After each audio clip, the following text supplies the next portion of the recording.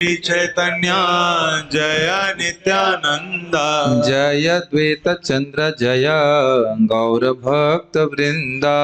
जय द्वैत चंद्र जय गौर भक्त वृंदा। जय जय श्री चैतन्य जय नित्यानंद। जय जय श्री चैतन्य जय नित्यानंद। जय द्वैत चंद्र जय गौर भक्त वृंदा। जय द्वैत चंद्र जय गौर भक्त वृंदा। जय जय श्री चैतन्य जय नित्यानंद। जय जय श्री चैतन्य जय नित्यानंद। जय द्वैत चंद्र जय गौर भक्त वृंदा। जय द्वैत चंद्र जय गौर भक्त वृंदा। तो हम लोग चैतन्य चरितामृत के मध्य लीला के 20वें अध्याय को पढ़ रहे हैं। हमने 144 श्लोक पे रुके थे और मूल बात यहाँ पे महाप्रभु बता रहे हैं संबंध और विधेय के बारे में बता रहे हैं। तो अगर आपको याद हो, सनातन गोस्वामी जी का मूल प्रश्न कहता है के आमी केने आमाय जारता पत्र। तो महाप्रभु ने एक वैद्य की तरह बताया कि भाई भगवान से बहिर्मुख होने के कारण जीव को माया पीट रही है, दुख दे रही है। लेकिन यही पूर्ण बात नहीं हुई। तो अब हम उस बहिर्मुखता को कैसे मिटाएं, जीव की जो भगवान के प्रति बहिर्मुखता है उसे कैसे मिटाएं, वो एक वैद्य की तरह सोल्यूशन भी बता रहे हैं। और उस संबंध में ने कहानी सुनाई थी सर्वज्ञ की। वो एक गरीब व्यक्ति के पास जाते हैं और उनको बोलते हैं तुम दुखी क्यों हो, तुम्हारे पिता ने पैतृक संपत्ति छोड़ी है। तो दिशाएं तो हिसाब से याद नहीं आ रहा है, लेकिन मतलब उत्तर में जाओगे, उत्तर में खोदोगे तो एक जिन्न प्रकट होगा। अच्छा, मधुमक्खियां आऊंगी, वो कर्मकांड का मार्ग है, उसमें कष्ट मिलेगा। और अगर दक्षिण में खोदोगे तो तुम्हें एक जिन्न निकलेगा, वो जिन्न जो है तुमको परेशान करेगा। तो वो था सिद्धियां, योग सिद्धि इत्यादि। और तुम अगर पश्चिम में खोदोगे तो वहां पे एक अजगर है काला, वो तुमको खा जाएगा। वो निरुशेषवाद की बात याद है आपको। और पूर्व दिशा में थोड़ा सा भी खोदेंगे तो तुमको महान धन की प्राप्ति हो जाएगी। तो उसके बाद उन्होंने कहा कि धन पाइला ये छे सुख भोग फल पाए, सुख भोग हईते दुख आपनी पलाए। अभी लिंक बता रहा हूं, 140 पे शुरू किए थे। धन पाकर के जिस प्रकार से सुख भोग का फल अपने आप मिल जाता है और सुख भोगने से दुख अपने आप चला जाता है, दुख की निवृत्ति करने के लिए अलग से प्रयास नहीं करना पड़ता। इसी प्रकार से यह इच्छे मतलब जिस प्रकार से, तो अब आज हम लोग 141 से पढ़ेंगे तैच्छे। समझ में आया? जिस प्रकार से धन प्राप्ति से सुख भोग मिलते हैं और सुख भोग मिल जाते हैं, दुख अपने आप चले जाते हैं, खाने के मिलता है, रहने के लिए मिलता है। उसी प्रकार से तैच्छे भक्ति फले कृष्णे प्रेम उपजय, प्रेमे कृष्णा स्वाद हैला भवनाश पय। तो समझिए, तैच्छे का मतलब है तैच्छे भक्ति फले, भक्ति कर रहे हैं, भक्ति कर तो उसके भक्ति के फल से क्या उत्पन्न होगा? कृष्ण प्रेम उपजाए। 140 दिखा पाएंगे? धन पाइला यचे सुख भोग फल पाए। जैसे धन प्राप्ति करेगा, धन प्राप्ति के लिए उसने सुना कि क्या तरीके से जाऊंगा, मतलब पूर्वी दिशा में थोड़ा खोदोगे धन मिल जाएगा। तो थोड़ी सी भक्ति में प्रयास करेगा, तो मतलब प्रयास करेगा, भक्ति में उतना प्रयास नहीं है जितना अन्य साधनों में, थोड़ा सा प्रयास करेगा तो उसे भक्ति का फल मिल जाएगा। जैसे उधर प्रयास किया तो धन मिल जाएगा, तो धन पाएगा तो सुख भोग फल के रूप में प्राप्त हो जाएगा, सुख भोग मिल जाएगा धन से। तो अगर भक्ति बढ़ेगी तो भक्ति के फल के रूप में कृष्ण प्रेम उपजाए। नहीं समझ में आ रहा है? और प्रेम से क्या होगा? कृष्ण आस्वाद हैला भवनाश पाए। कृष्ण प्रेम से कृष्ण आस्वाद होगा, अर्थात वो सुख भोग। तो कौन सा सुख है? कृष्ण की सेवा का सुख। हम कई बार बता चुके हैं कि जब भगवान कृष्ण का प्रेम जीव को प्राप्त होता है तो उसको भगवान के संबंध में की गई कोई भी सेवा अत्यंत सुखकारी लगती है। कई बार बता चुका हूं कि नहीं? तो ये प्रेम कैसे उत्पन्न होगा बताइए? भक्ति करने के द्वारा। यद्यपि इसमें भक्ति करना हमेशा अच्छा नहीं लगता है। अब जब करना हमेशा तो अच्छा नहीं लगता है, कभी नींद आती है, कभी संघर्ष होता है, जो कुछ भी है, लेकिन अगर करते रहे तो एक दिन तो भक्ति प्राप्त हो ही जाएगी। जैसे भाई वो तो कोई बड़ी बात है नहीं, भक्तिया संजाते या भक्तिया, भक्ति करने से भक्ति उत्पन्न होती जा रही है। नहीं तो आप रोज कथा सुनने आने वाले थे, बताइए? एक जमाने में तो ऐसा था कि बिल्कुल 2 मिनट भी आदमी बैठना कोई तैयार नहीं है। अब हम देखिए कितने सहजता से बैठ रहे हैं। आप ये देख रहे हैं कि कथा में बैठना कितना सहज और आसान हो गया अभी, कितना हाँ अच्छा लग रहा है। तो आप बताइए क्या ऐसे ही अच्छा लगता था आपको? आज से जो भी आप कितने साल हो गए भक्ति करते हुए? 3.5-4 साल। 4 साल पहले अगर आपको कोई बोलता कि क्लास में रोज आना है, भाग जाते वहां पे। अगर बोलते हम तुम्हारा खाना रहना फ्री कर देंगे तो भी नहीं रुकते, आप रुकने वाले थे? मैं आपको मतलब आपका मतलब मैं केवल आपको ही नहीं बोल रहा, सभी को बोल रहा हूँ, है ना? तो वो कचरा साफ हुआ है, हमको कितना नॉर्मल लग रहा है ना कि हम लोग रोज कथा कर रहे हैं, क्लास कर रहे हैं। हाँ 1 घंटे क्लास, अरे कहाँ फंस गया मैं है कि नहीं? कुछ हम रोज हाँ नॉर्मल करते, सुबह वाली क्लास तब करते, उसका ये वाली क्लास, उसके बाद शाम की क्लास। और ऐसा तो नहीं लग रहा कि फंस गए? मैं बता रहा हूँ ना कि कुछ लोग प्रसाद खाने के लिए वो यही वो थोड़ा थोड़ा सुकृति बनती जाती है, फिर आगे जाकर के व्यक्ति भक्त। ये देखिए जो प्रभुपाद जी तात्पर्य में कहते हैं ना, वो एकदम दिखता है कि शुरुआत में व्यक्ति हरे कृष्ण मंत्र करता है, फिर गीता भागवत सुन करके और प्रगति करता है। तो पहले सुनने की इच्छा नहीं होती, लेकिन नाम उच्चारण करने से इतना मतलब हृदय शुद्ध होता है, तब उसको एकदम से इच्छा होने लगती, अरे मुझे सुनना चाहिए। ये भगवान प्रेरित करते, जाओ सुनो, और सुनने के बाद समझ में आएगा और अच्छा लगेगा तो फिर उसके बाद वो श्रद्धा और बनाएगी आपके नाम में, आप और नाम जप करेंगे, फिर और कथा अच्छी लगेगी। समझ में आ रहा विज्ञान? तो हम खाली बोल रहे थे कि अभी भी भगवान के प्रति हमारी कुछ प्रेम भक्ति, कुछ भक्ति बढ़ी है, तभी तो कुछ कथा का अच्छा लग रही सुनने में। तो कह रहे हैं प्रेम कृष्ण आस्वाद हैला, इस प्रेम से कृष्ण का आस्वादन होता है और भव नाश पय, यानी कि जन्म मृत्यु के चक्र को रोकने के लिए अलग से प्रयास करने की जरूरत नहीं है। अपितु अब आगे सुनेंगे 5वां स्कंद भागवत में वो बोल रहे हैं कि जन्म मृत्यु का चक्र देह का योग इसीलिए है, प्रीति न यावत मई वासुदेव, जब तक भगवान वासुदेव में प्रीति नहीं होती तभी तक बारंबार चक्र चल रहा है। तो स्पष्ट समझ में आ रहा है ना, भगवान से प्रीति नहीं है तभी तो मृत्यु के समय भगवान के अलावा किसी और को सोचेंगे। क्लियर है कि नहीं? विज्ञान है तो भगवान से प्रीति होगी तो भगवान का स्मरण करेंगे, तो भगवान फिर दोबारा जन्म ही क्यों लेंगे? बताइए। क्लियर है विज्ञान? तो यानी कि जब प्रीति होगी भगवान से तो अलग से हमको अपना दुख नाश करने के लिए, भव नाश करने के लिए कोई प्रयास नहीं करना पड़ेगा।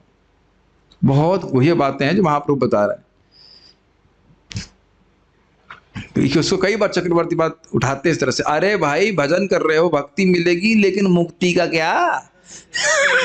अब कई बार प्रश्न उठाते हैं, भाई मुक्ति कौन देगा? मुक्ति कौन देगा? तो मुक्ति तो अपने आप ही हो जाएगी।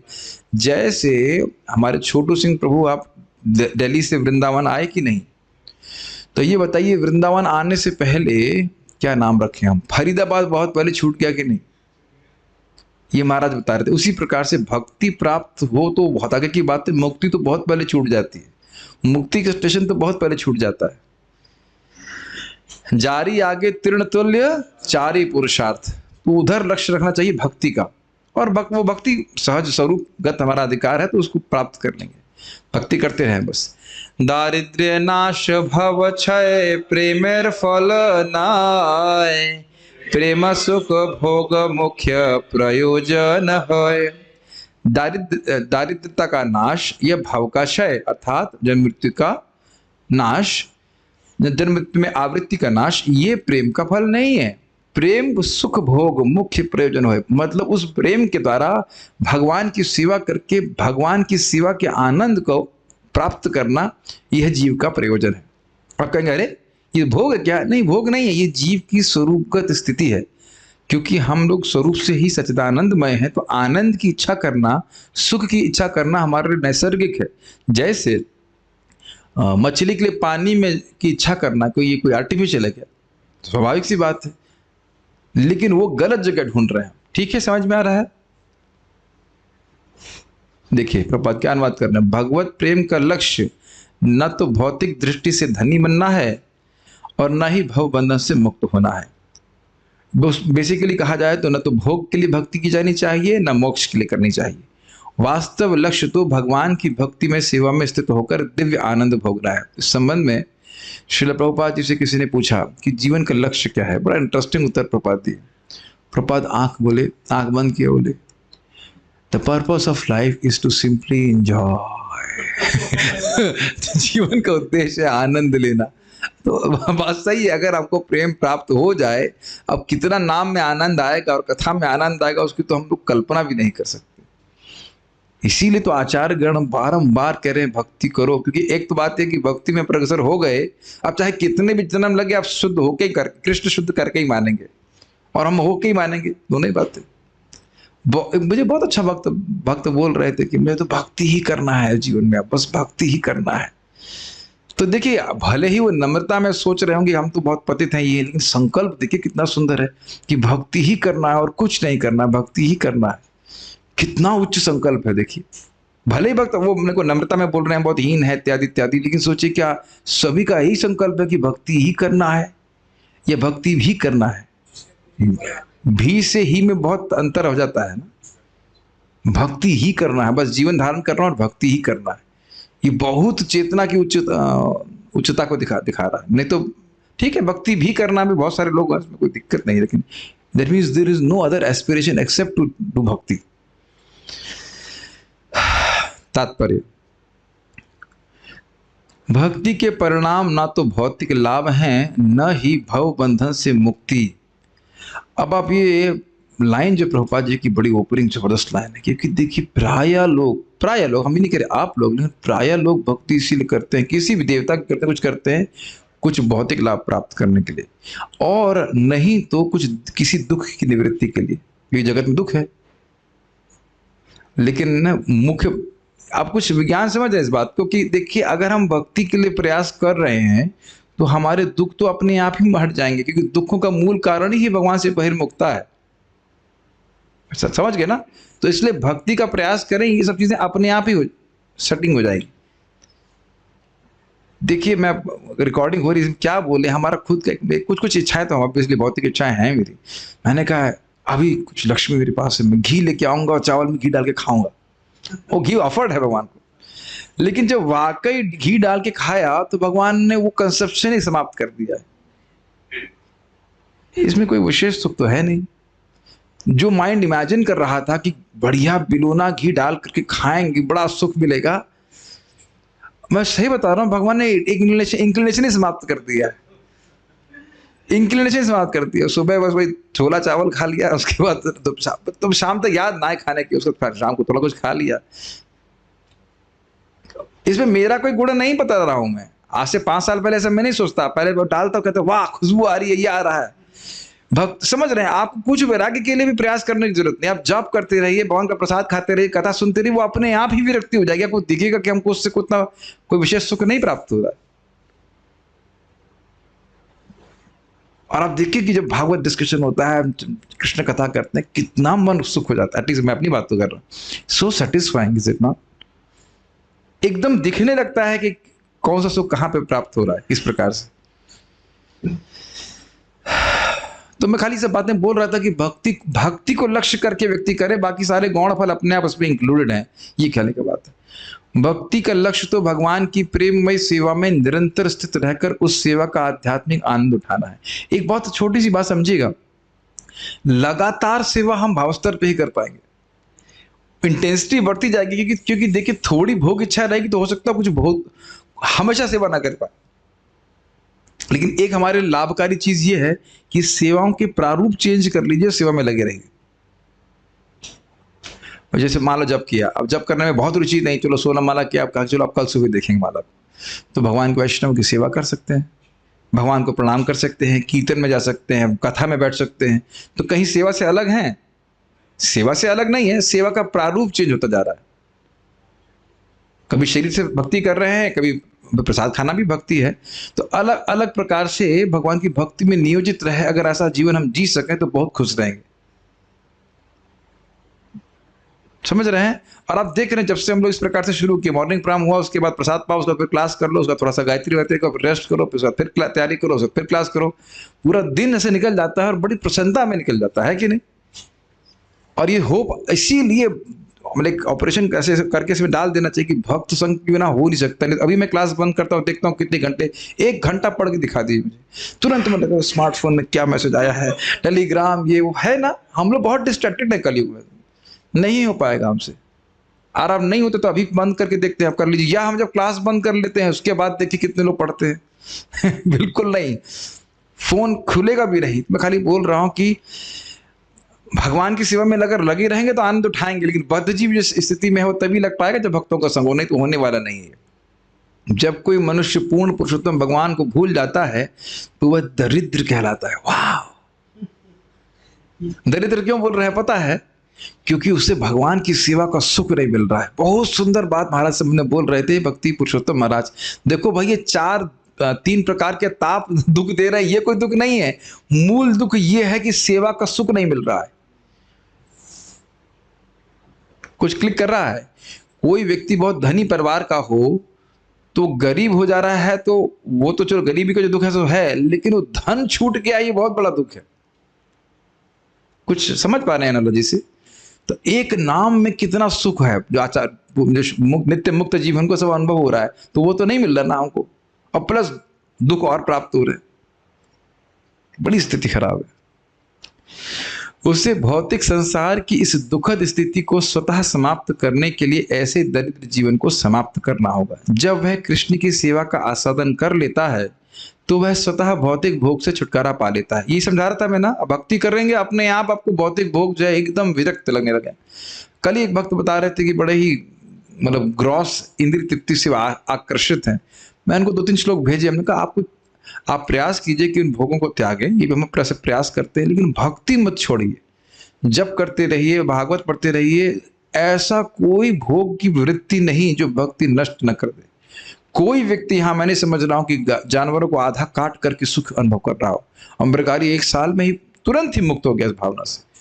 बस एक बात है कि आश्रय लेके भजन करें, भक्तों का आश्रय लेकर के उनके मार्गदर्शन में अच्छे से भक्ति करें। आप देखेंगे कैसे गाढ़ से गाढ़ विषय आसक्ति भी सब चला जाएगी, और ऐसी चली जाएगी जैसे गधे के सर से सींग। आपको मालूम चलेगा ये कहाँ गई, बल्कि अपने पे हंसी आएगी। मैं इस प्रकार की तुच्छ इंद्रिय तत्व में पढ़ा हुआ था। How could I do it? मतलब हम ऐसे इंद्रिय तत्व में पढ़ भी क्यों सकते थे?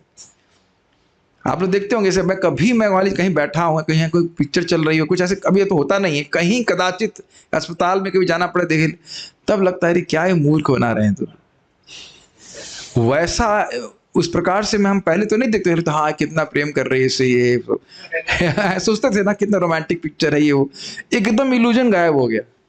कोई प्रेम नहीं कर रही। पिछले अगर प्रेम ही कर रही होती तो हर बार नई हीरो की संग क्यों होती? सोचने वाली बात है कि नहीं?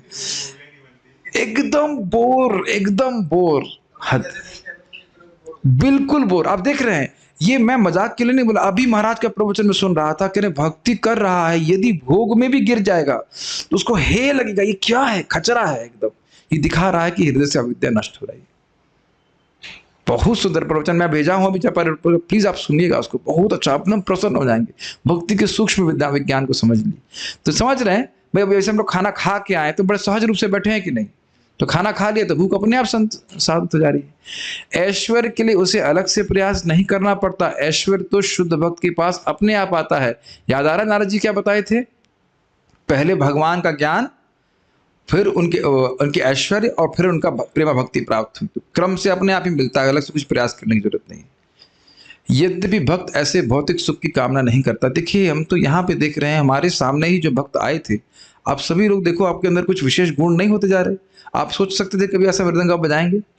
Is it not like opulence which is coming to you? Kind of आपको लगे मैं प्रैक्टिस से बजा ले रहा हूँ, ऐसा कुछ भी नहीं है।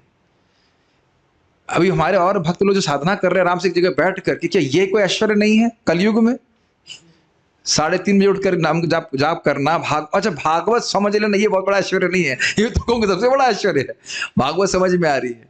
अन्य लोग देखिए कैसे बुद्धू की तरह जीवन बिता रहे हैं, और बाकी सिद्धियां वगैरह सब आई जाती। मैं एग्जाम्पल दूंगा, जैसे परम पूज्य जयपताका महाराज का। तो जयपताका महाराज जी राधा माधव के सामने थे, और फिर उसका चले गए अपने रूम पे। तो पुजारी ने वहां पे कदम का फूल देखा, तो उसको आश्चर्य हुआ, ये तो कदम का मौसम नहीं, कदम का फूल कहाँ से आ गया एकदम फ्रेश। तो जनक निवास प्रभु को पूछे हो, तो पूछे कौन आए थे यहाँ पे? कह रहे महाराज जी यहाँ पे आए थे। फिर महाराज जी के पास वो रूम पे गए और बोले क्या आपने कदम का फूल भगवान को अर्पित किया था मन से? तो कहते हाँ मेरी इच्छा थी, तो मैंने मन से राधा माधव के चरणों में कदम का फूल अर्पित किया। अब देखिए श्रद्धा से इसको बात स्वीकार की, बड़े प्रामाणिक व्यक्ति हैं, और ऐसा महाराज अपने फेसबुक पे या ट्वीट पे नहीं रखेंगे मैंने मेरे को मन पे अर्पित किया और आ गया भगवान के सामने। It was personally asked by Jananivas Prabhu, प्रामाणिक व्यक्ति हैं, तो ऐसा बताए। एक बार इंटरेस्टिंग घटना थी, परम पूज्य जननिवास महाराज जी को ही जयप्रताप का महाराज कोई व्यक्ति टेस्ट करने के लिए जगन्नाथपुरी में भोग ला के दे दिया जो भगवान को अर्पित नहीं था, तो कहते ये ऑफर नहीं, मैं नहीं ले सकता इसको। ये और रोचक, मैं खाली एक छोटा सा एग्जाम्पल दे रहा हूँ, और एक और इंटरेस्टिंग एग्जाम्पल मैंने सुना उनके संबंध में कि एक माता जी थी, कैसे घोर अंधकार में होते उनको अगले दिन महाराज से दीक्षा लेनी थी, तो कहती अब तुम मछली खा नहीं पाऊंगी, तो आज खा के चलती हूँ। कितने घोर अंधकार में, अब कल दीक्षा हो जाएगी उसके बाद तो मछली नहीं खा पाऊंगी, तो बांग्लादेश से उड़ के आई वो। और महाराज उनका पेपर निकालिए, गट्ठा का गट्ठा बनाओ तो बीच में से पेपर निकाल दे, कहते इसको ये भी योग्य नहीं है दीक्षा लेने के लिए। देखिए कितना हम सोचते हैं कि महाराज जितने लोग तो दीक्षा दे रहे हैं उनको पता नहीं। अच्छा चलिए, प्रभुपाद जी के बारे में हमको स्मरण ही होगा, हमारे गुरु महाराज जी रिचर्ड स्लेवन ना, मतलब परम पूज्य राधानाथ महाराज, उस समय लड़के थे रिचर्ड स्लेवन, 20,000 लोग बैठे हुए हैं, और प्रभुपाद और एकदम वो हिप्पी जैसे लग रहे थे, और प्रभुपाद उनको सब जानते, प्रभुपाद को कोलाइट को लेके आओ और बगल में अपने स्टेज के पास बिठाए। अब बताइए कैसे जानते हैं। बाकी चैतन्य चरितामृत में आप पढ़ेंगे तो कितने भक्तों के एग्जाम्पल हैं कि जो मानसिक रूप से महाप्रभु के लिए रोड बना रहे हैं, उसके बाद बोले महाप्रभु आज राम के लिए आगे नहीं जाएंगे, वैसे करके वो एक कई एग्जाम्पल है। वही एक जगह एक भक्त बोलते हैं कि क्या नाम का नाम था, प्रद्युम्न ब्रह्मचारी, तो उनके संबंध में शिवानंद सेन को जो है संदेह हुआ, तो ऐसे हजारों लोग बैठे हुए थे और प्रवचन कर रहे थे, और बोले अगर ये बता सके कि मैं कौन सा मंत्र बोलता हूँ, शिवानंद सेन मन में भगवान का नाम उच्चारण करते थे गौरांगा, तो मैं मान जाऊंगा। किसी को बोल नहीं रहे थे कि मैं मान जाऊंगा कि इनके हृदय में महाप्रभु हैं। तो उसी तरह भावावेश में वो शिवानंद सेन को बुलाया, कहते हैं आप गौरांग नाम का उच्चारण करते हैं मन में, और ऐसे करके। तो मैं बता रहा हूँ कि इस प्रकार से बहुत सारे ऐश्वर्य भक्तों के होते हैं। और ये भी आपको बताऊँ, प्रभुपाद जी एक जगह, जहाँ मैं समझता हूँ पूरी घटना है, वो जो होता है ना नारियल, एक नारियल प्रभुपाद ने लिया, उसमें क्या कहते हैं उसको, स्ट्रॉ पड़ी हुई थी, तो उसे नारियल को पूरा पी गए प्रभुपाद जी, फिर अपने शिष्य को दिए तो वह भी पूरा पी गया, फिर बगल वाले को दी तो वह भी पिया, ऐसे करके 10-8-10 लोगों ने खूब पी लिया जब, और फिर भी उसमें पानी बचा रहा। अब प्रभुपाद मुस्कुरा रहे थे।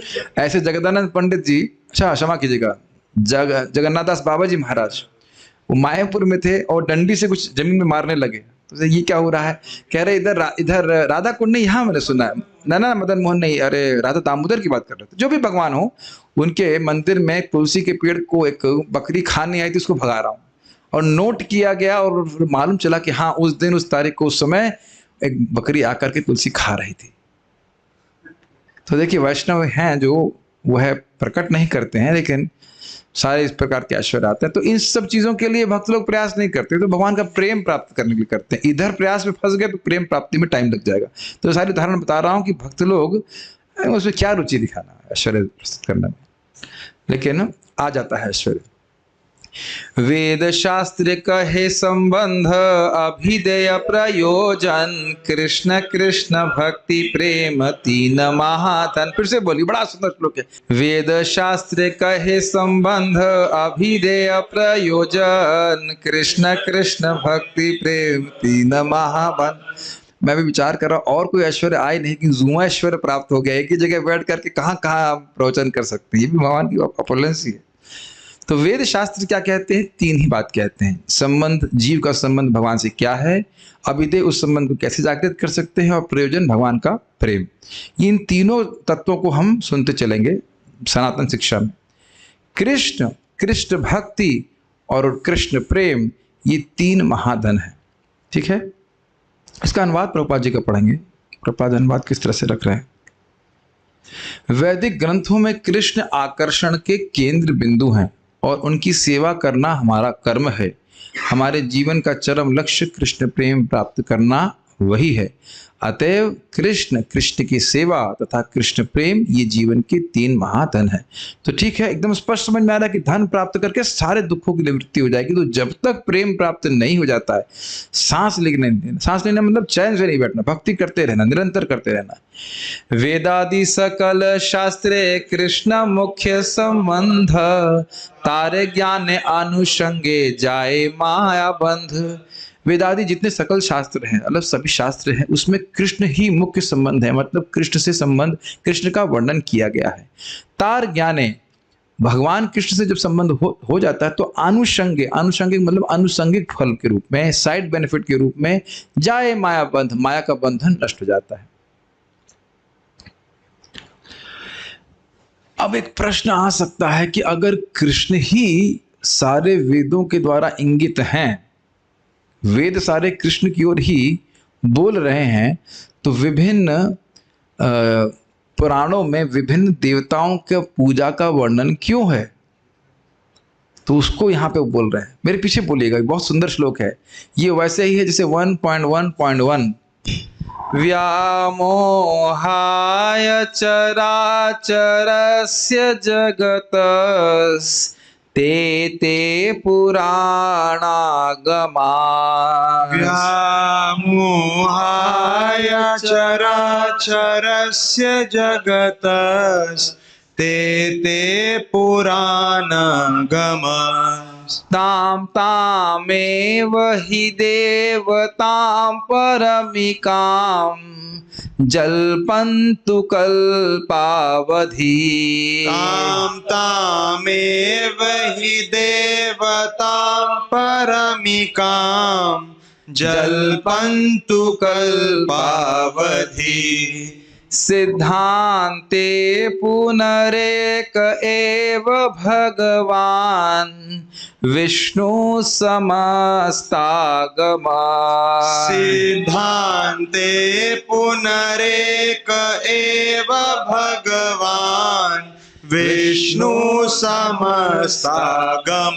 व्यापारेषु विवेचना व्यतिकरं नीतेषु निश्चीयते। व्यापारेषु विवेचना व्यतिकरं नीतेषु निश्चीयते।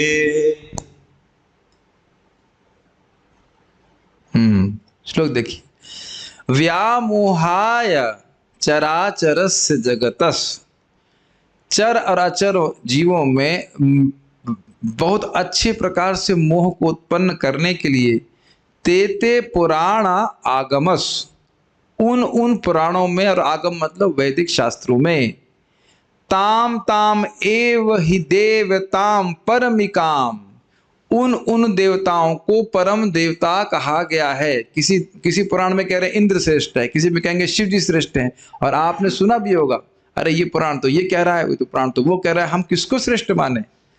जल्पन्तु कल्पावधि, कल्पावधि मतलब, कल्प मतलब ब्रह्मा जी का दिन, और अवधि मतलब समय। जल्प मतलब समझते हैं बोलना, तो उनको बोलने दो। ब्रह्मा जी के कितना अद्भुत, लोगों में मोह उत्पन्न करने के लिए विभिन्न पुराण और आगम जो हैं वो ब्रह्मा जी के पूरे दिन तक बोलते रहे कि ये देवता श्रेष्ठ है, वो देवता श्रेष्ठ है। सिद्धांत, लेकिन सिद्धांत पुनरेक एव भगवान विष्णु समस्तागमन, लेकिन सिद्धांत तो यही है जो सिद्ध हो गया। सिद्ध पुनः एक बात यही है, एक ही बात है कि एकमात्र भगवान कौन है? विष्णु। यही समस्त वैदिक शास्त्रों का निर्णीत विषय है। व्यापारेषु विवेचन व्यतिकरम नीतिषु निश्चियते। व्यापारेषु का अर्थ क्या है? व्यापार का मतलब व्यवहारों में, और विवेचन सामूहिक विचार जब बलपूर्वक निश्चित। हाँ, तो जब व्यवहारिक रूप से विवेचना की जाती है, निष्कर्ष निकाला जाता है, तो यही निष्कर्ष निकलता है कि सारे वेद पुराणों का लक्ष्य जो किसको एक भगवान के रूप में निश्चित कर रहे हैं? भगवान विष्णु को। अब ये श्लोक बड़ा इंटरेस्टिंग है क्योंकि ये श्लोक पद्म पुराण से, पहले इसका अनुवाद पढ़ लेते हैं। वैदिक शास्त्र तथा पुराण अनेक प्रकार के हैं, उनमें से प्रत्येक में विशेष देवताओं का वर्णन प्रमुख देवताओं के रूप में पाया जाता है। यह समस्त चर तथा अचर प्राणियों में मोह उत्पन्न करने के लिए है। उन्हें निरंतर ऐसी ही कल्पनाओं में लगे रहने दो, किंतु जब इन सारे वैदिक शास्त्रों का सामूहिक विश्लेषण किया गया जाता है तब निष्कर्ष यही निकलता है कि भगवान विष्णु ही एकमात्र पूर्ण पुरुषोत्तम भगवान है। यह श्लोक पद्म पुराण का है। अब एक प्रश्न बनेगा, तो इसका मतलब हो सकता है कि पुराण आगम जो है वो अन्य अन्य लोगों ने लिखे होंगे, तभी ये सबके अलग अलग मत है। नहीं, वो लिखे भी व्यासदेव जी नहीं है। अरे तो व्यासदेव जी मोह क्यों उत्पन्न करे? वह देखिए, जब वो कह रहे हैं कि इंद्र की पूजा करो या अन्य काली की पूजा करो, तो वह उसके सार्वकालिक लाभ के लिए नहीं बोल रहे हैं, उसकी चेतना को देखने के लिए तात्कालिक बात बोली जा रही है। उसके लिए सार्वभौमिक सत्य नहीं बोल रहे हैं कि विष्णु की भजन करोगे तुम मुक्त हो जाओगे। समझ में आ रहा है? नहीं आ रहा? कुछ मुझे सब लोग दुखी लग रहे हैं। किसी को मांस खाना ही है तो क्या वो विष्णु की उपासना कर सकता है? भाई नहीं कर सकता, रजोगुणी तमोगुणी है। तो उसको बोला जाता, वो ऐसे पुराणों के प्रति आकृष्ट होगा जो इस प्रकार की फैसिलिटी सुविधा दें कि वो मांस खा, मतलब बकरा काट करके और पूजा करके वो खाए। तो कम से कम वह है उस शास्त्र की प्रकृति, अपनी प्रकृति के अनुसार उस शास्त्र को स्वीकार करेगा और धीरे धीरे करके प्रगति करेगा। बहुत धीरे का मतलब एक जीवन नहीं बोल रहे, कई जन्मों में इस प्रकार से हो जाएगा। लेकिन अगर कोई बुद्धिमान है तो शास्त्रों का निष्कर्ष यही है कि विष्णु भगवान है। इसीलिए आप जानते हैं कि तीन प्रकार के पुराण हैं। तमोगुणी लोगों के लिए पुराण, रजगुणी लोगों के लिए पुराण और सत्वगुणी लोगों के लिए पुराण। तो सत्वगुणी लोगों के लिए पुराण है, उसमें इस प्रकार से वर्णन होगा कि विष्णु भगवान है। ये एक ही बात नहीं सभी के लिए, ठीक। मुख्य गौण वृत्ति किंवा अन्वय व्यतिरेके वेदेर प्रतिज्ञा केवल कहे कृष्ण के। मुख्य रूप से, सीधी सीधी बात, गौण रूप से मतलब इनडायरेक्टली। ये मुख्य वृत्ति गौण वृत्ति का थोड़ा समझ देना चाहिए। मुख्य वृत्ति मतलब ये कुर्सी है, इसका क्या मतलब है? ये कुर्सी है, इस शब्द का सीधा सीधा अर्थ लेते हैं तो उसको मुख्य वृत्ति कहते हैं। कृष्णस्तु भगवान स्वयं का अर्थ क्या है? कृष्ण स्वयं भगवान है। इसमें कोई आपको इनडायरेक्ट मीनिंग तो लेना नहीं है। और गौण वृत्ति का अर्थ वैसे हुआ, स्वामी जी का आश्रम गंगा जी में है। अब क्या आश्रम गंगा जी में हो सकता है? आश्रम गंगा जी में नहीं हो सकता। कहने का अर्थ यह है कि आश्रम गंगा जी के तट पे है। अरे वो तो बब्बर शेर है, इंसान को बोले बब्बर शेर है, वो उसके से बाल हैं बड़े बड़े। नहीं, आप कहें कि भाई हमारे भाई तो बब्बर शेर हैं, तो आपकी माँ ने बब्बर शेर को जन्म दिया है। ये अर्थ होगा इसका। आप यहाँ पे मुख्य अर्थ लेंगे तो समझेंगे नहीं, तो इसलिए गौण अर्थ लेना पड़ेगा कि बब्बर शेर के समान वह है, शौर्यवान है। समझ रहे हैं? तो चाहे सीधा अर्थ लें चाहे गौण अर्थ लें, किंवा अन्वय व्यतिरेक, सीधे बोलें या उसके उल्टे में बोलें, तो ये समझ लीजिए कि वेदेर प्रतिज्ञा केवल कहे कृष्ण के। वेद का उद्देश्य, प्रतिज्ञा या उद्देश्य जो है वो केवल कृष्ण का ही वर्णन है। वेदेश सर्वेर अहम अभिवेद्यम। जब कोई व्यक्ति व्याख्या द्वारा अथवा शाब्दिक अर्थ के द्वारा वैदिक शास्त्रों को स्वीकार करता है, तब वैदिक ज्ञान की अंतिम घोषणा प्रत्यक्ष अथवा अप्रत्यक्ष रूप से भगवान कृष्ण को ही इंगित करती है। प्रत्यक्ष मतलब डायरेक्टली। गीता बोल रही ना, कृष्ण अहम सर्वस्व प्रभवो, तो भगवान स्पष्ट बोल रहे हैं कि मैं भगवान हूं। और फॉर एग्जाम्पल ईशोपनिषद बोल रहा है ईशा भाष्यम इदम सर्वम, ये जगत में सब कुछ भगवान का है, ईश्वर का है। लेकिन अब ईश्वर कौन है तो क्लियर नहीं समझ आ रहा है। तम ईश्वरानाम परमम च दैवतम, उस सारे ईश्वर के वो परम देवता वो हैं। वो कौन है? लेकिन वो जब बोल रहे हैं वो हैं, तो वो जो है भगवान ही है, भगवान श्री कृष्ण है। समझ रहे हैं बात को? जैसे एक छोटा सा बात सोचिए, मान लीजिए कोई पत्नी अपने पति को बुलाना चाहे तो बोल सकती है, नाम लेकर जैसे आजकल लेती हैं बेटे की तरह, व्हाटएवर जो भी नाम देते हैं, नाम लेके बोल सकते हैं भाई राजन इधर आ जाओ। जब मैं किसी राजन व्यक्ति के इसमें नहीं हूँ तो राजन बोल दिया, तो राजन मतलब उनका लड़का, मतलब उनका पति आ जाओ। और कभी उनको बुला दीजिए। अब उनको का मतलब क्या है? उनको तो किसी को बुलाने के लिए होगा, लेकिन उनको जब पत्नी कह रही तो उनको मतलब क्या हुआ? वही है, वही मतलब पति। जैसे यहाँ लोग बोलते ना, वो हम उस वही परमात्मा का ध्यान कर रहे, तो वही कौन? महाराज अच्छा बोलते हैं ऊपर वाले का ध्यान करे तो ऊपर तो चील भी उड़ती है। तो चील का ध्यान करोगे, चील का ध्यान करने के लिए बोल रहा है, ऊपर वाले का ध्यान। तो यह है ना इनडायरेक्ट रेफरेंस, ऊपर वाला या कोई भी और नाम रख रहे हैं जो क्लियर नहीं समझा रहा कौन है। तो डायरेक्टली कृष्ण को भगवान बोला जा रहा है, कृष्ण तो भगवान स्वयं, और इनडायरेक्टली उपनिषद बोल रहे हैं कि वो उस पर ब्रह्म का ध्यान करो इत्यादि इत्यादि।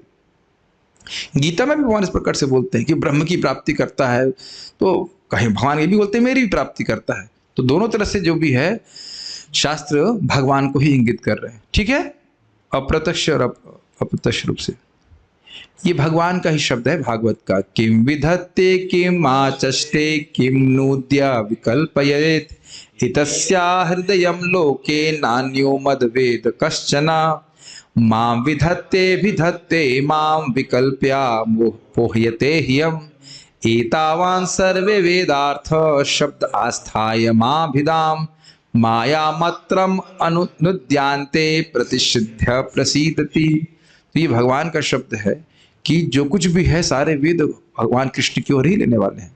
भगवान कृष्ण ने कहा सारे वैदिक शास्त्रों का प्रयोजन क्या है, उनका लक्ष्य किस पर केंद्रित होता है, सारे चिंतन का लक्ष्य क्या है, किसका स्मरण करना चाहिए, इन बातों को मेरे अतिरिक्त कोई नहीं जानता। अब तुम यह जान लो कि ये सारे कार्य मेरे ही वर्णन करने के लिए एवं मुझे प्राप्त करने के लिए है। बड़ा स्पष्ट समझ में आ रहा है, वेद का उद्देश्य भगवान की प्राप्ति कराना और कुछ नहीं है। वैदिक साहित्य का उद्देश्य विभिन्न मानसिक चिंतनों द्वारा मुझे जानना है, चाहे वे अप्रत्यक्ष ज्ञान हो या शाब्दिक अर्थ द्वारा हो। हर व्यक्ति मेरे विषय में तर्क करता है, मुझ में और माया में अंतर करना, यही सारे वैदिक ग्रंथों का सार है। माया के स्वरूप को समझना और भगवान के स्वरूप को समझना बहुत अंतर है। अगर ये कोई सोचा कि भगवान माया से आए बस उसका बेड़ा गर्क, वो फिर कुछ नहीं कर पाएगा। और अगर वो समझ रहा है कि माया भगवान के अधीन है और माया हीन शक्ति है भगवान की, तब वह भगवान की शरण ले पाएगा। कुछ याद आ रहा है, अपश्यत पूर्णम पुरुषम मायाम च तदपाश्रय, कुछ याद आ रहा है भागवत से। समाधि में स्थित होकर के उन्होंने भगवान श्री कृष्ण का दर्शन किया और दर्शन किया कि उस माया का जो उनके आश्रय में रहती है, उस माया के आश्रय में वो भगवान नहीं रहते। उस माया से तो जीव मोहित होता है लेकिन भगवान कभी नहीं मोहित होते।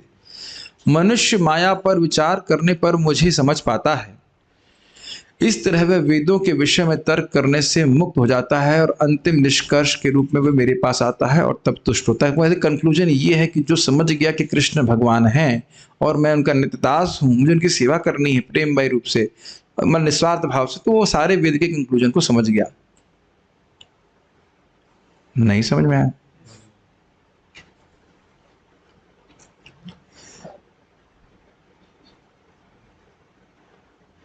ठीक है। अब इस संबंध में आपने एक चीज देखी होगी कि कुछ लोग वेद पढ़ते हैं और उनको क्या आर्य समाज के लोग प्राय इस प्रकार से बोलते हैं कि वेद में कृष्ण का क्या वर्णन है। और देखिए कितना आश्चर्य की बात है कि वेद को लिखने वाले भगवान श्री कृष्ण स्वयं कह रहे हैं या संपादित करवाने वाले कि वेदों का प्रयोजन केवल मैं हूं। तो अब देख लीजिए पूरा समाज ही किस प्रकार से अज्ञान पर आधारित है। हमारा कोई उनसे व्यक्तिगत द्वेष नहीं है मुझे, लेकिन मैं याद है कि हमारे घर के सामने मैं एक बार बस पार्टी लेके घर गया था, तो जानबूझकर मैं पूछने गया था। एक वेद आर्य समाज के पंडित जी थे सामने, पूरा जीवन बीत गया यज्ञ करते हुए। पूछा भगवान कौन है? मैंने कहा ईश्वर तो निराकार है। मैं कुछ उनसे विवाद नहीं किया, पूरा जीवन यज्ञ करते हुए बीत गया, 96 साल में मरे, स्वस्थ थे। सोचो अगर 96 साल तक भजन किए होते तो कितना कहां पहुंच गए होते। अब देख रहे हैं कि व्यक्ति किस प्रकार से अंधकार में बीत जाएगा अगर भगवान के बारे में न श्रवण करे। यज्ञ करते करते पूरा जीवन बीत गया और यही नहीं पता कि यज्ञ पुरुष कौन है। तो अब समझ नहीं सकते कि कितना सुंदर ये ज्ञान हमको सुनने को मिल रहा है, कितना बड़ा कृपा हमारे ऊपर है। ठीक है, चलिए ठीक है। विमला माता जी कुछ और करना है तो कम से कम वीडियो ऑफ कर देना चाहिए। इनको वीडियो मैं ऑफ कर देता हूँ, कथा सुनने नहीं है वीडियो ऑन कर रही, कम से कम मुझे डिस्करेज तो मत कीजिए। Anyways, nothing new and people are not conscious of what they are doing. कृष्णेर स्वरूप अनंत वैभव अपार, चित शक्ति माया शक्ति जीव शक्ति आर। कृष्ण का स्वरूप अनंत है और उनका वैभव अपार है, और उसको हम लोग अलग अगले अध्याय में पढ़ने वाले हैं। बहुत सुंदर है। उनकी 3 शक्तियां सुन चुके हैं। चित शक्ति मतलब आध्यात्मिक शक्ति, माया शक्ति मतलब बहिरंगा शक्ति, और जीव शक्ति जो तटस्थ शक्ति है। अब देखिए, बार बार सुनेंगे तो कोई कठिनाई नहीं होगी समझने में, लेकिन कुछ लोगों को उसके महत्व नहीं समझ में आता। ना समझो क्या करना। वैकुंठ ब्रह्मांड गण शक्ति कार्य स्वरूप शक्ति शक्ति कार्य कृष्ण समाश्रय। वैकुंठ और ब्रह्मांड गण जितने भी हैं वो शक्ति के कार्य हैं, शक्ति के द्वारा उत्पन्न हैं। स्वरूप शक्ति शक्ति कार्य कृष्ण समाश्रय। स्वरूप शक्ति, एक मिनट क्या बोले, स्वरूप शक्ति शक्ति कार्य। अच्छा, भगवान की स्वरूप शक्ति और भगवान की शक्ति के कार्य ये दोनों ही कृष्ण के पे आश्रित हैं।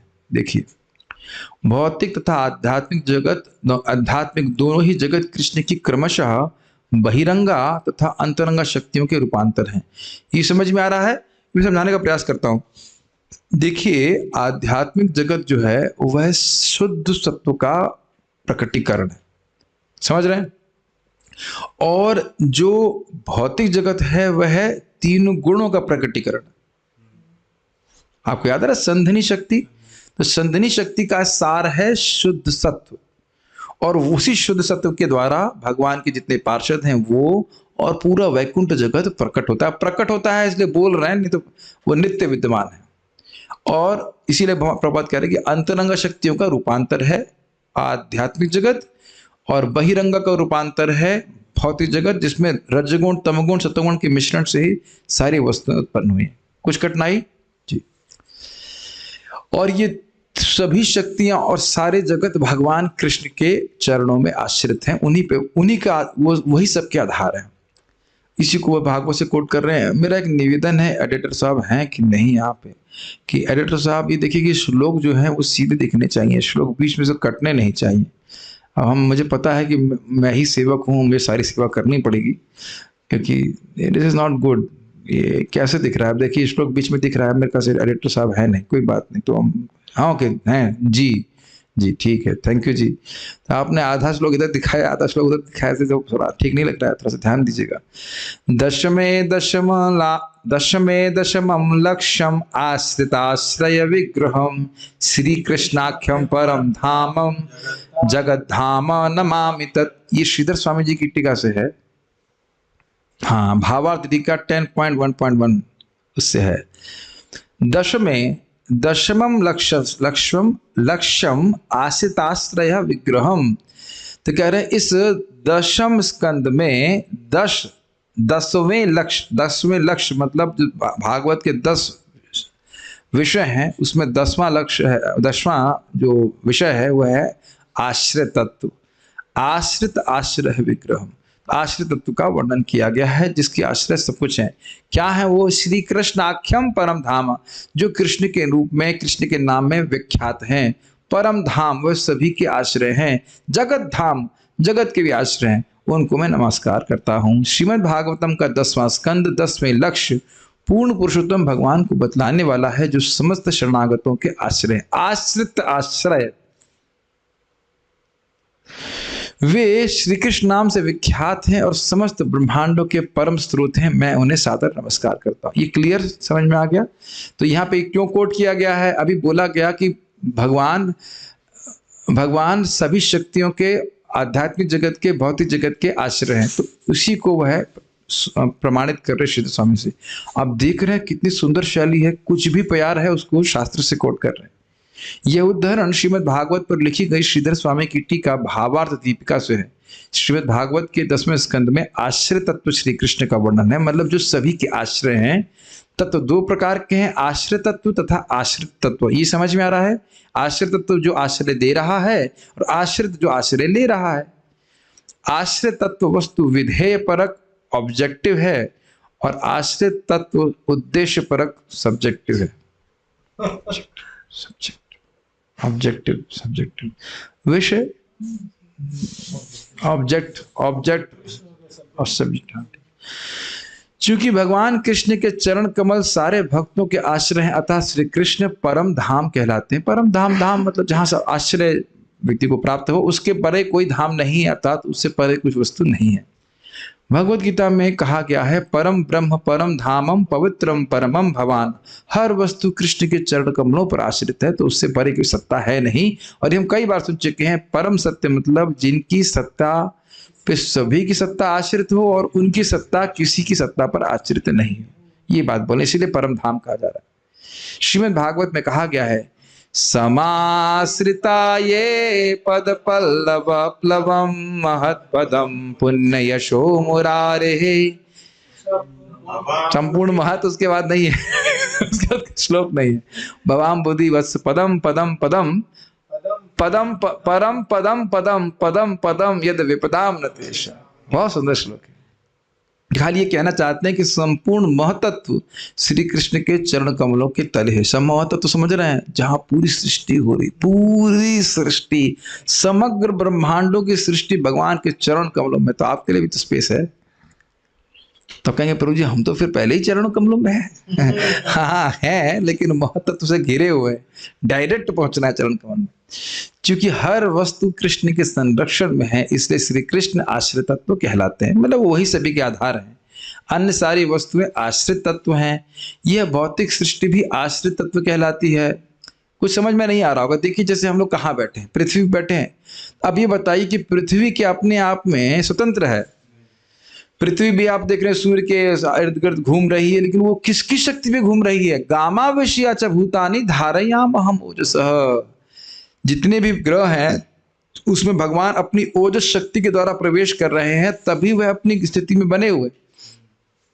अब उसको भगवान संकर्षण देव की शक्ति कहा जाता है। तो अब समझ में आ रहा है कि पृथ्वी किस पे आश्रित है? भगवान के ऊपर। तो जितने भी वस्तुएं हैं वो सब भगवान पे आश्रित है। ये हमको समझना होगा, बहुत जरूरी। ठीक है, क्योंकि हम सभी लोग सोचते रहते हैं प्राय कि हम इंडिपेंडेंट हैं, जो मन में आएगा करेंगे। भवबंधन से मोक्ष तथा आध्यात्मिक पद की प्राप्ति भी आश्रित तत्व है। कृष्ण ही एकमात्र आश्रय तत्व है। अब ये समझ में आया कुछ?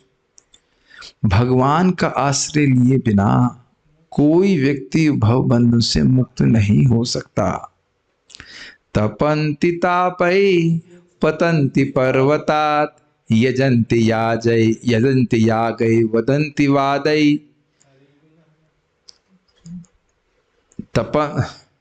तपन्ति तापय, खूब तपस्या कर लो, जो चाहो तपस्या कर लो। पतन्ति पर्वतात्, पर्वतों से कूद जाओ। वदन्ति वादै, खूब वाद विवाद कर लो। यजन्ति यागै, खूब यज्ञ कर लो। लेकिन हरिम बिना नैव मृत्युम तरन्ति, हरि के बिना निश्चित ही कोई व्यक्ति मुक्त नहीं हुआ है, हरि की शरण लिए बिना। उनकी इसलिए इनका नाम मुकुंद है। स्पष्ट समझ में आ रहा है, यानी कि मुक्ति प्राप्ति भी आश्रित तत्व है। भगवान की शरण लेकर ही व्यक्ति मुक्त होता है, उनके धाम की प्राप्ति करता है। कृष्ण ही एकमात्र आश्रय तत्व है। सृष्टि के प्रारंभ में, अच्छा इसको ऐसे देखिए, भागवत के 10 विषय हैं। अत्र सर्ग विसर्गश्च स्थानम पोषणमूतयः मनवंतरा ईशानु कथा निरोध मुक्ति आश्रय। तो ये प्रभुपाद जी कहना चाहते हैं कि जितने बाकी 9 हैं वो सब दशम कृष्ण पे आश्रित है। आप समझ में आ रहा है कुछ? हमारे जूम के डिवोटीज को लग रहा है कुछ भी समझ में नहीं आ रहा, नहीं समझ में आ रहा कुछ। सर्ग है, विसर्ग है। सर्ग मतलब सृष्टि, विसर्ग मतलब सेकेंडरी क्रिएशन, सर्ग विसर्ग निरोध मतलब संहार और मुक्ति, ये सब कृष्ण पे आश्रित है। अब भी नहीं समझ में आ रहा है? अब क्या बोले, सुनते तो हो नहीं कुछ, शुरुआत से सुनना चाहिए था ना। 1.1.1 से सुना रहे थे। कोई बात नहीं, नो प्रॉब्लम। कहने का आशय बस यही है कि अहम सर्वस्व प्रभवा, कृष्ण ही सभी चीज के स्रोत हैं, सभी चीजों पे आश्रित है। तो यही बात वो बोल रहे हैं, आश्रय तत्व मतलब बाकी सब आश्रित हैं और कृष्ण ही आश्रय है, एकमात्र आश्रय। ओके। सृष्टि के प्रारंभ में महाविष्णु, गर्भोदकशाय विष्णु तथा शिरोदकशाय विष्णु रहते हैं, वे भी आश्रित तत्व हैं। कृष्ण समस्त कारणों के कारण है। बड़ा इंटरेस्टिंग है कि इस जगत के कारण कौन है? महाविष्णु। और महाविष्णु के कारण कौन है? भगवान कृष्ण है। इसीलिए कह रहे हैं सर्व कारण कारण। उस तरह से देखने का प्रयास कर पा रहे हैं। इस जगत के सारे कारणों के कारण कौन है? महाविष्णु। और महाविष्णु के भी कारण कौन है? कृष्ण है। और एक्चुअली आप जानते हो कृष्ण, कृष्ण से बलराम, बलराम जी से चतुर्व्यूह, संकर्षण पे संकर्षण से फिर चतुर्व्यूह, उसमें संकर्षण, उस संकर्षण से महाविष्णु आते हैं। ये हिसाब किताब है। तो ये सब सुनना बहुत जरूरी है कि ताकि हम किसकी उपासना कर रहे हैं ये श्रद्धा बहुत टिकी रहे। ये बहुत महत्वपूर्ण है। कृष्ण को भली भांति समझने के लिए आश्रित तत्व तथा आश्रित तत्व का विश्लेषणात्मक अध्ययन करना आवश्यक है। अर्थात कोई सोचे कि माया जो संपूर्ण समग्र आध्यात्मिक और भौतिक जगत के आश्रय हैं, अगर कोई वो सोचे कि वह माया के विकार हैं, तो कितना बड़ा अपराध हो जाएगा बताइए। माया भगवान की तुच्छ दासी है, बहिरंगा शक्ति है, और भगवान जब जगत में आए और कोई कहे कि वो माया के अधीन है, तो भगवान के प्रति सबसे बड़ा अपराध है। इसीलिए मायावादी कभी सिद्धि प्राप्त नहीं करते। उनको पता है पेड़ की वो नहीं प्राप्त होती है, मायावादी लोग, या पत्थर बन जाते हैं। बहुत बड़ा अपराधी। कृष्णेर स्वरूप विचार शुना सनातन अद्वै ज्ञान तत्व ब्रजे ब्रजेंद्र नंदन। कृष्ण के स्वरूप पे विचार सुनो सनातन, अद्वै ज्ञान तत्व। कृष्ण जो है वो अद्वै ज्ञान है। अद्वै ज्ञान तत्व का अर्थ है कि भगवान और उनकी शक्तियों में भेद नहीं होता है। ब्रजे ब्रजेंद्र नंदन, और वो कौन है? ब्रजेंद्र नंदन मतलब, ब्रजेंद्र मतलब नंद महाराज, और नंदन मतलब उनके बेटे। भगवान नंद महाराज के बेटे ही परम सत्य हैं। अब आप सोच रहे होंगे प्रभु जी पहले तो आपने खूब कहानी सुनाई, हमारा उत्साह बहुत बढ़ गया था कि ऐसे ही पूरी कहानी सुनने की मिलेगी। अब तो कोई कहानी आ ही नहीं रही है। ये तो वही हुआ जैसे इस्कॉन के डिवोटी बोलते हैं शुरुआत में, अरे कुछ नहीं, 2 माला जप करो, प्रसाद खाओ, और उसके बाद कितना नियम बताते हैं। तो मुझे लग रहा है कि अभी भी ठीक ही लग रहा होगा। शिक्षा में शिक्षा नहीं होगी, कहानी ही होगी, तो कैसे काम चलेगा।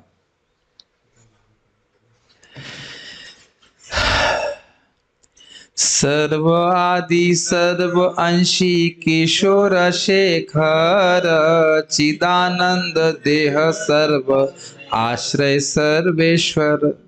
खैर श्लोक बड़ा सुंदर है। सर्व आदि बताइए क्या अर्थ हुआ? जो सभी के शुरुआत हैं। सर्व अंशी, जितने भी भगवान के अंश हैं वह सब भगवान कृष्ण से ही आते हैं। किशोर शेखर, जो युवा लोग हैं उनमें सर्वश्रेष्ठ है, सबसे सुंदर है वो। चिदानंद देह, उनका देह पूरी तरह से आनंदमय, सच्चिदानंदमय है। सर्व आश्रय, सभी का आश्रय स्वरूप है, और सर्वेश्वर और सबके परम नियंत्रण है।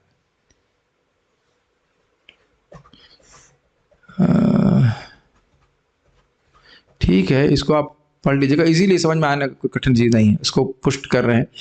ईश्वर परमा कृष्णा सचिदानंद विग्रह अनादिरादिर गोविंद सर्व कारण कारणम। कृष्ण परमेश्वर है, उनका विग्रह कैसा है? सचिदानंद मतलब शाश्वत, ज्ञान में आनंदमय। अनादिर आदिर गोविंद, स्वयं वो अनादि है, उनकी कोई शुरुआत नहीं है, लेकिन आदिर गोविंद वह सभी के कारण है। सर्व कारण कारण कर समझ गए। गर्भ महाविष्णु जो सभी के कारण है इस जगत में, उनके भी कारण भगवान कृष्ण है। ठीक है। स्वयं भगवान कृष्ण गोविंद पर नाम सर्वैश्वर्य पूर्ण जार गोलोक नित्य धाम। स्वयं भगवान कृष्ण, इसका अर्थ क्या है भाई? अभी हम क्विज शुरू करते हैं, बताइए, माइक बताएंगे सदाशिव प्रभु, स्वयं भगवान का अर्थ क्या है?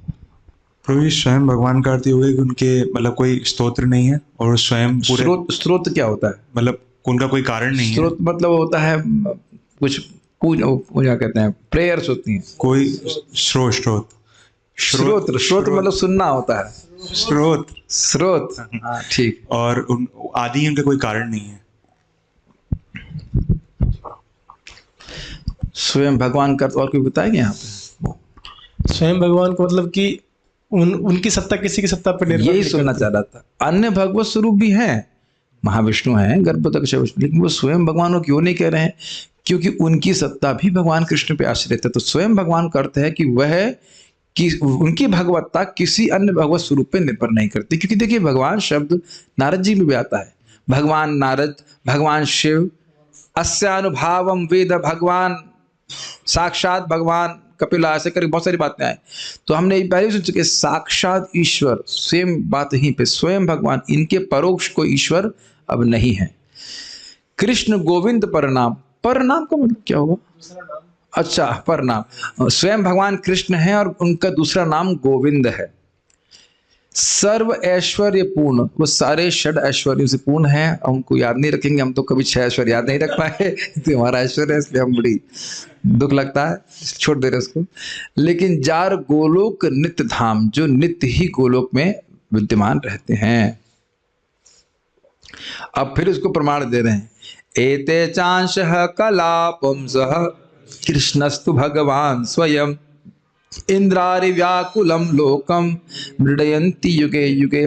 अगर आपको याद हो कि जब सूत गोस्वामी विभिन्न अवतारों का वर्णन कर रहे, तो उसी के बीच में 19वें और 20वें अवतार में कृष्ण और बलराम जी को विज्ञान दी, तब उनको भय हो गया कि अरे यह तो अवतारी हैं, और बाकी लोग सुनेंगे तो सोचेंगे यह भी भगवान विष्णु के ही अवतार है। तो इसलिए फिर से यह श्लोक बोलते हैं प्रथम स्कंद के 3 अध्याय में 1.3.28।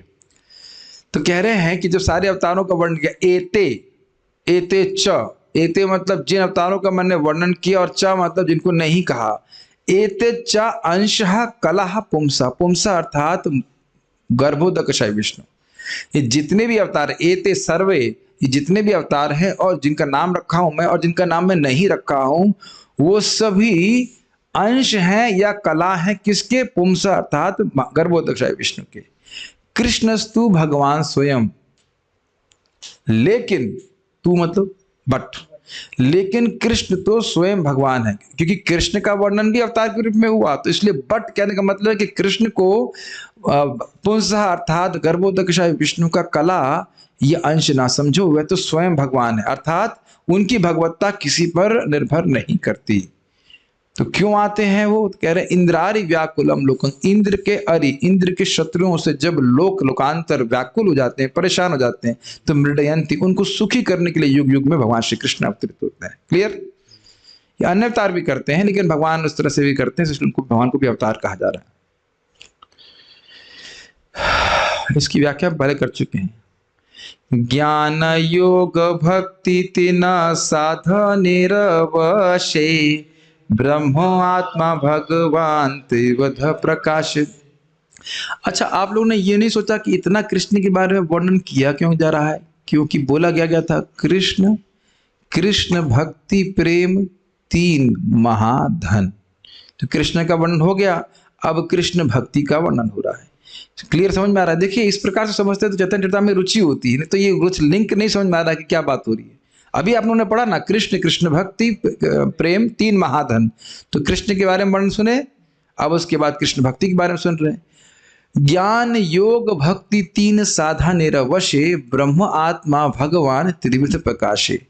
ज्ञान के द्वारा, ज्ञान योग के द्वारा ब्रह्म की अनुभूति होती है, अष्टांग योग के द्वारा परमात्मा, आत्मा अर्थात परमात्मा की अनुभूति, और भक्ति के द्वारा भगवान की अनुभूति है। तो इन 3 साधनिरवशे, यानी इन 3 साधनों को व्यक्ति करता है तो उसे मतलब मैपिंग कर लीजिए कि ज्ञान योग का अनुशीलन करता है तो ब्रह्मानुभूति होती है, अष्टांग योग का अभ्यास करता है तो परमात्मा की अनुभूति होती है, और अगर भक्ति का अभ्यास करता है तो भगवान की।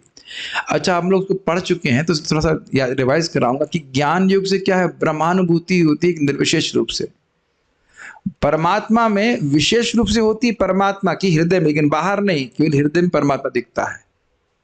लेकिन भक्ति के द्वारा हृदय में भगवान दिखते हैं और सामने प्रत्यक्ष भी दिख जाते हैं। अगर आपको याद हो तो अभी बात ब्रह्मेति परमात्मेति भगवान इति शब्दतेव की व्याख्या में कर चुके हैं, इतना याद होगा नहीं? आपको ऐसा लगता जरूर है, लेकिन अगर वो क्लास सुने हैं और थोड़ा ध्यान से सुने हैं तो जब दोबारा बात आती है तो एटलीस्ट एक हेजी रिमेम्बरेंस रह जाती है, हाँ हम सुने तो थे, बात सही बोले थे। आपको लग रहा है कि याद नहीं, लेकिन एक बार सुने हैं ध्यान से तो आ जाता है वापस। तो अब उसको खैर जो भी है, श्लोक सामने ही आपके आ गया। वदन्ति तत्त्वविदस्तत्त्वं यज्ञानमद्वयं ब्रह्मेति परमात्मेति भगवानिति शब्दते। वदन्ति तत्त्वविदस्, जो तत्वविद हैं, जो तत्व को जानने वाले हैं, तत् उस तत्व को के संबंध में कहते हैं। तत्तत्वम वदंती, उस तत्व के बारे में, उस सत्य के बारे में वदंती बोलते हैं। प्रभुपाद जी कहते हैं यहाँ लिखा है वदंती, ऐसा नहीं कि मौनम मौनम करंती, मौन हो जाते हैं ऐसा नहीं बोलते हैं। ऐसा भी लोग बोलते हैं जिनको ज्ञान हो जाता है ना, वो अब चप्पा एकदम कुछ लेकिन ऐसा नहीं है। यहाँ बोलना जो वाकई तत्व को जानने वाले हैं वो तो बोलते ही रहते हैं, ऐसे कहना चाहिए। वदंती क्या? यश ज्ञानम अद्वयम, जो अद्वय ज्ञान है। अद्वय मतलब डुअलिटी नहीं है। किस प्रकार से है? ब्रह्मेति परमात्मेति भगवानिति शब्दे, उसको उसी को ब्रह्म कहा जा रहा है, उसी को परमात्मा कहा जा रहा है, उसी को भगवान कहा जा रहा है। जैसे आप एक उदाहरण लूंगा, बाकी उदाहरण नहीं ले रहा। सूर्यदेव भगवान स्थानीय है, उसके बाद सूर्य का गोला परमात्मा स्थानीय है, और सूर्य की रोशनी ब्रह्म स्थानीय। अब इससे अधिक व्याख्या नहीं करेंगे, भागवत को पढ़ाए किस लिए फिर हमने? समझ में आ गया? विषय वही है, सूर्य की रोशनी को, सूर्य के गोले को आप सूर्य से अलग नहीं कर सकते हो, लेकिन फिर भी तीनों में अलग अलग लेवल्स हैं।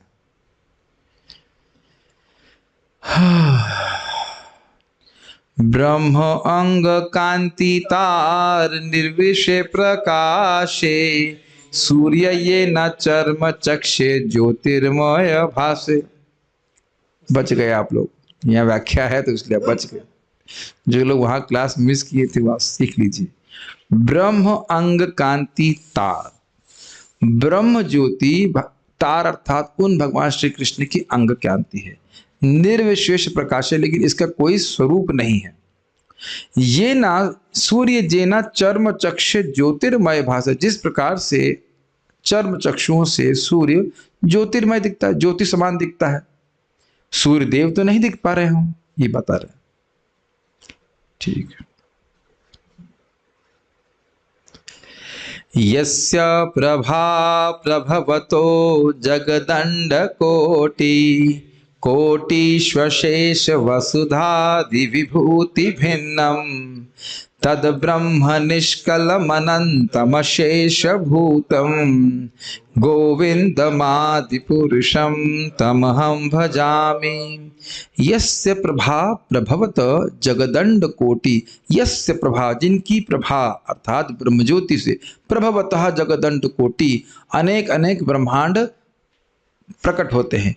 कोटिश्व अशेष वसुधादि विभूति भिन्नम, और उन ब्रह्मांड में विविध ग्रह आदि हैं, जो कोटि कोटि ग्रह हैं, जो वसुधा मतलब पृथ्वी और अन्य प्रकार के ग्रह हैं, जो भिन्न भिन्न विभूतियों से, ऐश्वर्यों से संबद्ध है, संपन्न है।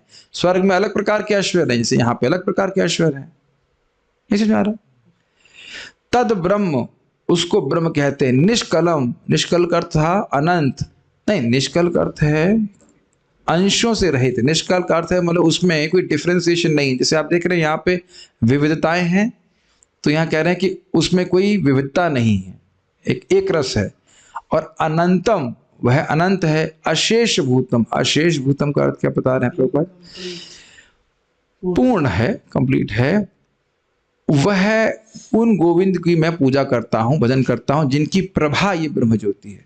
तो ये ब्रह्म ज्योति का वर्णन कर रहे हैं कि वह श्री कृष्ण की अंग कांति है। अब परमात्मा के बारे में बता रहे। परमात्मा जे होते हो कृष्णेर एक अंश, आत्मारात्मा होय कृष्ण सर्व अवतंस। परमात्मा जे हो, जो परमात्मा है, ते हो कृष्णेर एक अंश, वह कृष्ण के एक अंश हैं। आत्मार आत्मा, आत्मा की वो आत्मा है अर्थात परमात्मा है। आत्मार आत्मा होय कृष्ण सर्व अवतंस, आत्मा की आत्मा अर्थात परमात्मा होकर कृष्ण सभी जगह अवतरित है। नहीं, सर्व अर्थात प्रत्येक वस्तु के अवतंस तथा स्रोत है। कृष्ण ही परमात्मा के अवधि स्रोत हैं।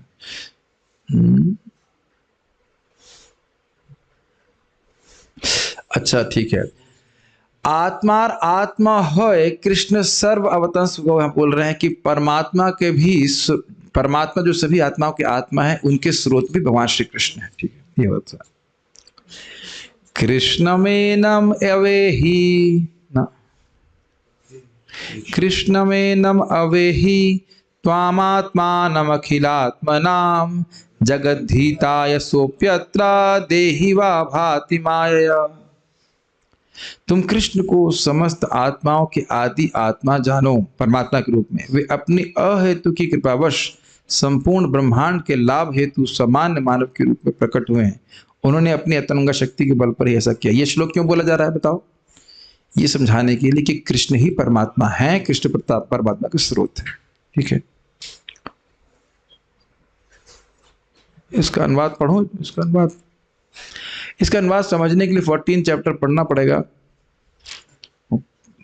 पढ़ाऊं तो बहुत लंबा है।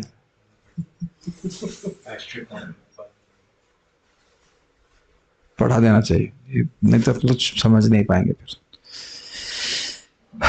यह क्यों श्लोक बोल रहे हैं? प्रभुपाद तात्पर्य बड़ा सुंदर लिखा है। यह उद्धरण श्रीमद् भागवत का है। परीक्षित महाराज ने सुखदेव गोस्वामी से पूछा कि कृष्ण वृंदावन वासियों को इतने प्रिय क्यों थे कि वे उन्हें अपनी संतानों या अपने जीवन से भी अधिक प्रेम करते थे। समझ रहे हैं इस बात को? ये वो लीला है जो ब्रह्म लीला की है। ब्रह्म विमोहन लीला में जब कृष्ण बछड़े बन गए तो कृष्ण के बछड़े बनने से पहले तक जो अन्य गोपियां थी वह कृष्ण को अपने बच्चों से अधिक प्रेम करती थी, और गौवें भी अपने बच्चों से अधिक कृष्ण को प्रेम करती थी। लेकिन अब जब सभी बछड़े कृष्ण बन गए और सभी गोप बालक कृष्ण बन गए तो दोनों के प्रति बराबर प्रेम था।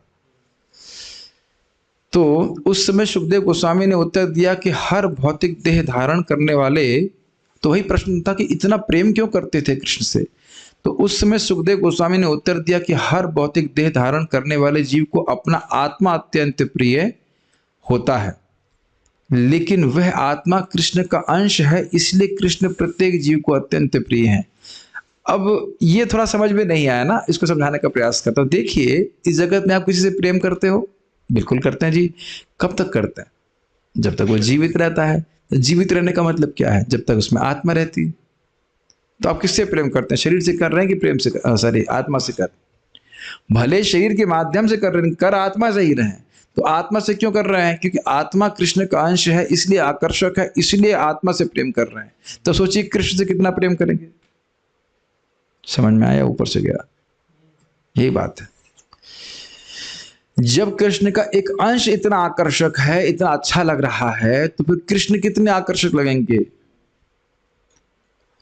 अगर नहीं समझ में आ रहा है तो जिससे प्रेम कर रहे हैं वो सोच लीजिए कि अगर वह मृत्यु को प्राप्त हो गया तो क्या तब भी प्रेम करेंगे?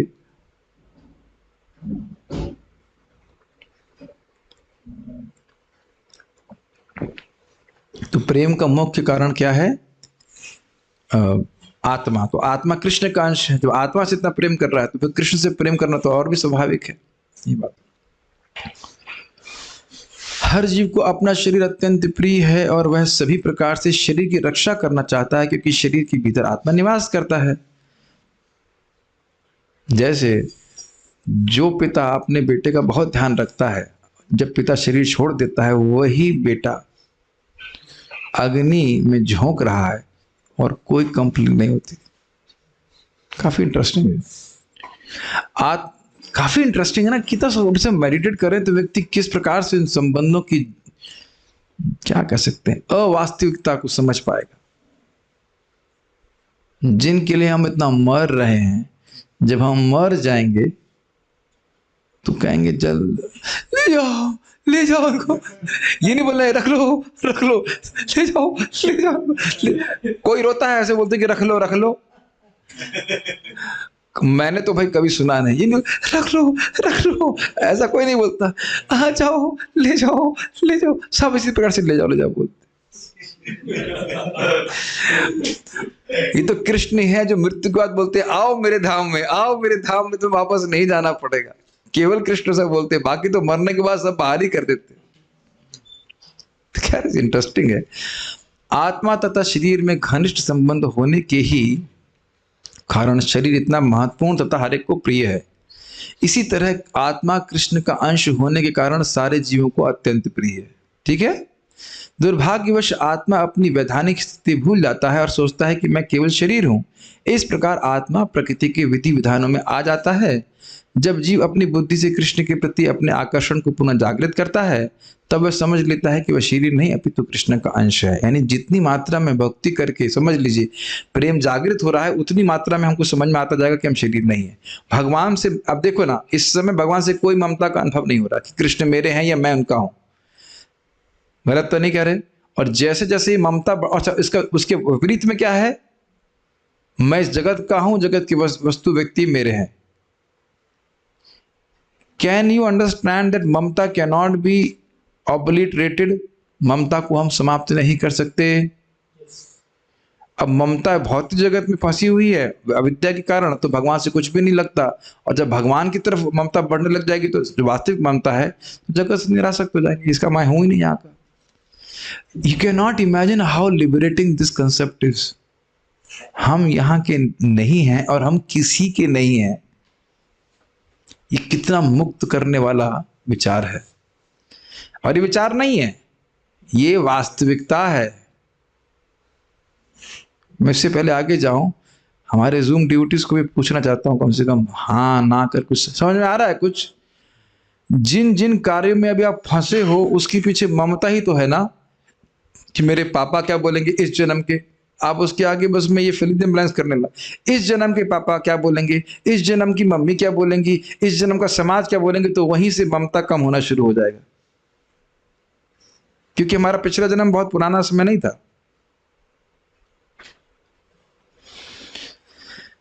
जब तक हम यहाँ पे हैं, इसका अर्थ ये नहीं कि अपने कर्तव्य नहीं करें, लेकिन इतनी प्रायोरिटी ना दें कि जो हमारा मुख्य कर्तव्य उसको भूल जाए। बहुत अच्छी बात है सब यहाँ पर जी कह रहे हैं, बहुत सुंदर बात है। और ये समझ में इसलिए नहीं आता है तो कोई बात नहीं, हृदय शुद्ध, लेकिन जैसे जैसे नाम जप करेंगे, अच्छे से भक्ति करते रहेंगे तो एकदम क्लियर समझ आता है। मैं तो यहाँ हुई नहीं, चिंता करने की क्या जरूरत है मुझे। इस तरह ज्ञान से पूरित होने पर वह शरीर एवं शरीर से संबंधित हर वस्तु के प्रति आसक्त होकर श्रम नहीं करता। यही तो बोल रहा हूं ना मैं। प्रभुपाद एग्जाम्पल देते हैं, अरे भाई इतनी लड़कियां मतलब दुनिया में घूम रहे हैं, सभी के योगक्षेम की चिंता करते हैं, और आप शादी करना फिर देखिए कैसा लगता है। मतलब आज्ञा नहीं दे रहा हूं मैं, एग्जाम्पल दे रहा हूं आपको, आज्ञा नहीं दे रहा, करना है। एक बोला जा रहा है कि बात बोली जा रही है कि शादी करने के बाद सोचता है ये मेरे बिना कैसे जिएगी, इसका कैसे चलेगा। और बगल वाली के बारे में वैसे बगल वाली सोचना भी नहीं खाली बोल रहा हूँ कि बगल वाली के बारे, मतलब बगल वाली से मेरा मतलब अन्य स्त्रियों के बारे में तो आप नहीं सोच रहे हैं ना।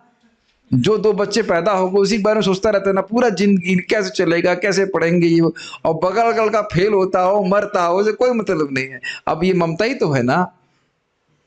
और जबकि हम बिल्कुल नहीं जान रहे कि वो जीवात्मा कौन है। हम आपको मतलब ये नहीं कह रहे कि रिस्पॉन्सिबल हो जाइए, लेकिन जो वास्तविकता है उससे उसके प्रति व्यक्ति को याद रखना चाहिए। जनस मोहोयम अहम ममेति, यह भौतिक संसार भी जिसमें रहते हुए मनुष्य सोचता है कि मैं शरीर हूं और यह मेरा है, माया है। मनुष्य को अपने आकर्षण को कृष्ण के प्रति मोड़ना चाहिए। और श्रीमद् भागवत में कहा गया है, वासुदेवे भगवती भक्ति योग, ऐसे नहीं बोलेंगे, वासुदेवे भगवती भक्ति योग प्रयोजितः जनयत्याशु वैराग्यम ज्ञानम च यद हेतुकम। भगवान श्री कृष्ण की भक्ति करने से मनुष्य तुरंत अहेतुक ज्ञान तथा जगत से वैराग्य प्राप्त करता है। इसको समझ रहे हैं अर्थ? भक्ति करने के लिए अलग से ज्ञान की जरूरत नहीं है, भक्ति करने से ही समझ में आने लगता है कि मैं जगत का नहीं हूं, व्यक्ति विरक्त हो जाता है।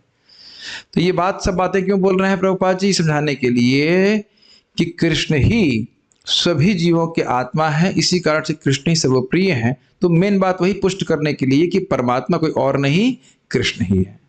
और जीव अगर किसी को संतुष्ट मतलब आकर्षक लग रहा है तो इसलिए कि वो परमात्मा कृष्ण का ही अंश है। ये बात बोल, 1-2 श्लोक और देखते हैं। इसी बात को पुष्ट करने के लिए कि कृष्ण ही परमात्मा के रूप में जगत को धारण कर रहे हैं, यहाँ पे महाप्रभु गीता का श्लोक कोट कर रहे हैं, अथवा बहु नैते ना किम ज्ञाते न तवार्जुना विष्टभ्याहमिदम कृष्णम एकांशिना स्थितो जगत। तो अब यहाँ पे 10वें अध्याय का गीता का श्लोक है। गीता के 10वें अध्याय के श्लोक में ये कह रहे हैं, भगवान ने अपने ऑपुलेंस को क्या बोलते हैं, ऐश्वर्य का वर्णन किया। फिर कहते हैं अथवा बहु नाते ना, अरे इतना बोलने की क्या जरूरत है, इतना कहने की क्या जरूरत है, किम ज्ञाते न तवर, तुम्हें इतना जानने की क्या जरूरत है अर्जुन तुम्हारे द्वारा। ये समझ लो कि विष्ठभ्याहम इदम कृष्णम, कृष्णम मतलब संपूर्ण, और विष्ठभ्याहम का अर्थ है कि प्रवेश करके, अहम इदम कृष्णम, इस जगत को संपूर्ण जगत में प्रवेश करके, एकांशेन सतो जगत, एक अंश से ही पूरे जगत में प्रवेश करके मैं इस जगत की स्थिति को व्याप्त रख रहा हूं, अर्थात परमात्मा के रूप में पूरे जगत में व्याप्त हो रहा हूं और संभाल रहा हूं। मुझे कुछ मेहनत करने की जरूरत नहीं है। तो इसके एक कोट किया जा रहा है, ये समझाने की परमात्मा भगवान कृष्ण के ही विस्तार है, लेकिन वह कृष्ण की पूर्ण अभिव्यक्ति नहीं है। भक्ते भगवान अनुभव पूर्ण रूप, एक विग्रहतार अनंत स्वरूप।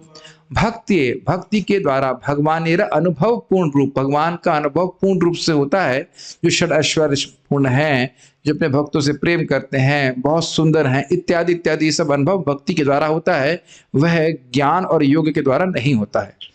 एक विग्रह, वो एक ही विग्रह है, एक ही है, तार अनंत स्वरूप, लेकिन उनके स्वरूप बहुत सारे हैं। इसकी व्याख्या मैं कर चुका हूं कि मैं आप लोगों को क्लास दे रहा हूं, मैं अपने आप को ही क्लास नहीं दे रहा हूं। और एक समय में हम विविधता प्रस्तुत कर रहे हैं, क्योंकि हम भिन्न भिन्न जीव हैं। करेक्ट, सही ना?